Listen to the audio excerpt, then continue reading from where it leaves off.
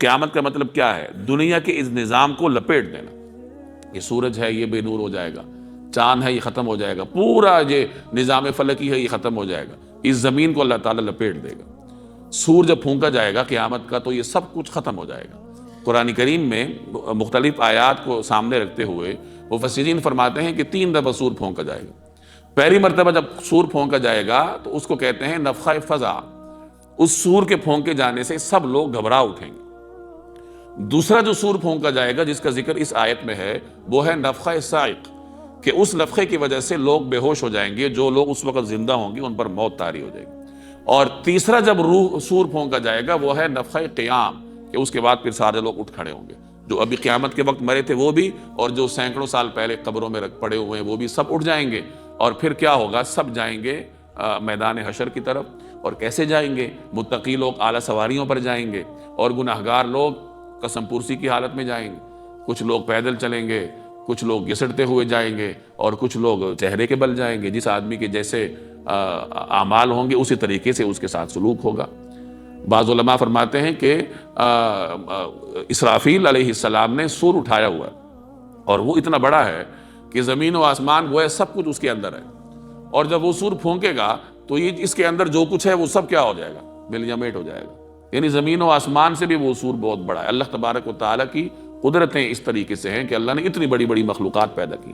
عرش کے بارے میں آپ نے سنا ہے نا کہ وہ اتنا بڑا ہے کہ یہ اگر کسی بہت بڑے صحرا میں ایک چھلا چھوٹا سا رکھ دیا جائے تو یہ چھلا گویا کہ پوری کائنات ہے، اور وہ پورا جو صحرا ہے بڑا وہ اللہ کے عرش کی مثال ہے. یعنی تو مثال کے ذریعے سمجھایا جا رہا ہے نا کہ یہ زمین و آسمان، اس پوری کائنات، اس کی وسعت عرش کے مقابلے میں اتنی بھی نہیں ہے جتنے چھوٹے سے چھلے کی ایک بہت بڑے صحرا کے مقابلے میں ہوتی. تو یہ سب نظام اللہ ختم کر دے گا. اب جب میدان حشر قائم ہوگا تو اس وقت اللہ تبارک و تعالیٰ ایک نئی زمین بچھائے گا، نئی کائنات پیدا ہوگی.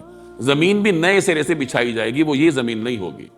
اور اس زمین کو اللہ تبارک و تعالیٰ روشن کرے گا، اور وہ روشنی سورج اور چاند کی نہیں ہوگی. وہ براہ راست اللہ تبارک و تعالیٰ کے حکم سے کوئی روشنی ہوگی.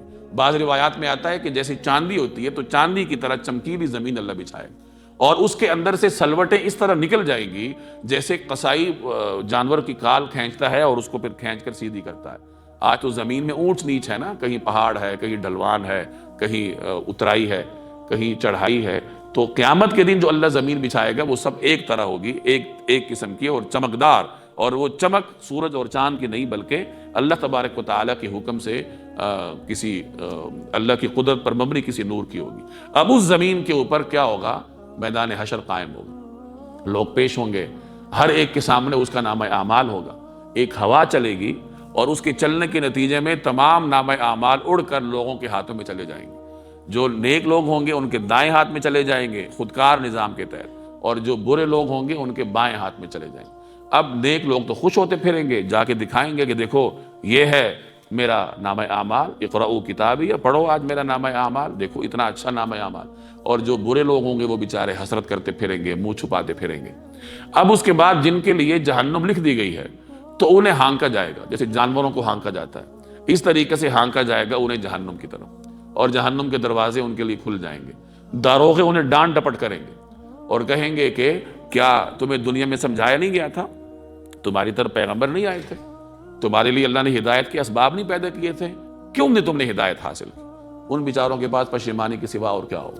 اور جو نیک لوگ ہوں گے وہ اللہ تبارک و تعالیٰ کی جانب سے اعزاز اور اکرام کے ساتھ جنت کی طرف روانہ ہوں. اور جنت کے دروازے پر اللہ تبارک و تعالیٰ نے ایک ایسا درخت پیدا کیا ہے جس کے نیچے سے 2 چشمے نکلتے ہیں. ایک چشمے میں جنتی نہائے گا تو اس کی ساری تھکن اور سب کچھ دور ہو جائے گی، اور دوسرے چشمے سے وہ پانی پیے گا تو اس کو اللہ تعالیٰ ایک صحت عطا کرے گا اور ایک تندرستی عطا کرے گا.